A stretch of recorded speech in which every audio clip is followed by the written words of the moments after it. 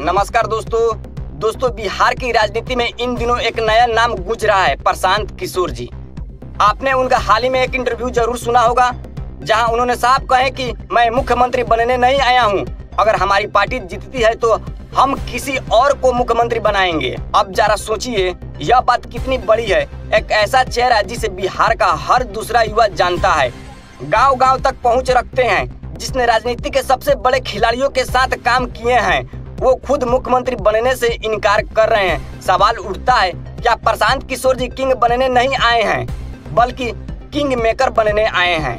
दोस्तों, यह वही प्रशांत किशोर जी हैं जिन्होंने कभी किसी को प्रधानमंत्री बनाने में मदद की तो कभी किसी को मुख्यमंत्री। रणनीति उनका हथियार है और दिमाग उनकी सबसे बड़ी ताकत है। और जब वो कहते हैं कि मैं सीएम नहीं बनूंगा, तो इसका सीधा मतलब है कि वो किसी और को आगे करने की योजना बना रहे हैं। अब जरा बिहार का समीकरण देखिए।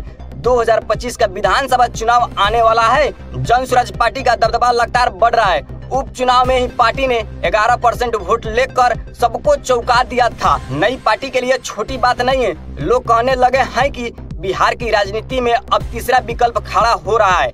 मान लीजिए जनसुराज 30 से 35 सीटें ले आती हैं, चिराग पासवान जी अपनी लोकप्रियता के दम पर 8 से 10 सीट निकाल लेते हैं, जीतनराम मांझी की पार्टी भी 8 से 10 सीट ले आती हैं, और अगर ये तीनों ताकतें मिल जाती है तो बिहार का पॉलिटिकल गेम पलट सकता है। अब जरा कल्पना कीजिए, जनसुराज, एलजेपी और हम पार्टी मिलकर किसी गठबंधन में शामिल हो जाएं, तब तेजस्वी यादव जी भी सीएम बन सकते हैं, या फिर एनडीए के साथ जाकर नीतीश कुमार जी को फिर से सीएम बनाया जा सकता है। प्रशांत किशोर जी की रणनीति क्या है? प्रशांत किशोर जी कई बार तेजस्वी यादव जी और लालू यादव जी के राज को जंगल राज कह चुके हैं। वो कहते हैं कि लालू सरकार अपराध और भ्रष्टाचार का प्रतीक थी। इसके उलट वे नीतीश कुमार जी की तरफ कहते हैं कि उन्होंने बिहार को लूटने नहीं दिया। यही वजह है कि उनसे पूछा गया कि अगर उन्हें तेजस्वी यादव जी और नीतीश कुमार जी में से चुनना हो तो आप किसे चुनेंगे, तो उनका सीधा जवाब था, वो बोले नीतीश कुमार जी को। इससे साफ है कि जनसुराज आगे चलकर एनडीए में शामिल हो सकती हैं, लेकिन रणनीति में कुछ भी पक्का नहीं होता। चुनाव से पहले लोग कुछ कहते हैं और चुनाव के बाद समीकरण बदल जाते हैं। जनता का मूड क्या है? जनता भी अब बदलाव चाहती है। जो लोग एनडीए से नाराज हैं लेकिन महागठबंधन को भी विकल्प नहीं मानते, वो सीधे प्रशांत किशोर जी की तरफ झुक रहे हैं, खासकर युवा और गांव के लोग, जिन्हें लगता है कि परंपरागत दलों ने उनका भला नहीं किया। तो दोस्तों, सवाल यह है कि प्रशांत किशोर जी किसके साथ खड़े होंगे? क्या वे तेजस्वी यादव जी के समर्थन करेंगे? क्या वो नीतीश कुमार जी के साथ एनडीए में चले जाएंगे, या फिर बिहार को कोई नया चेहरा देंगे जिसकी अभी किसी ने कल्पना भी नहीं की?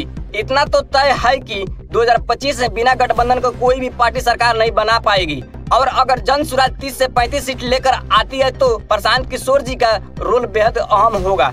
वो सचमुच बिहार के किंग मेकर बन सकते हैं। दोस्तों, राजनीतिक में वक्त वक्त पर तस्वीर बदलती रहती है। नीतीश कुमार जी खुद कई बार पाला बदल चुके हैं। तो सोचिए, जनसुराज का प्रदर्शन उम्मीद से बेहतर रहा तो 2025 बिहार की राजनीति का सबसे बड़ा सरप्राइज बन सकता है। तो क्या प्रशांत किशोर जी बिहार के अगले किंग मेकर हैं? क्या वो बिहार की राजनीति को पूरी तरह से पलट देंगे? और सबसे बड़ा सवाल, आखिर वे किसके साथ खड़े होंगे? आपकी राय क्या है? कमेंट में लिखिए। वीडियो को लाइक और शेयर जरूर कीजिए।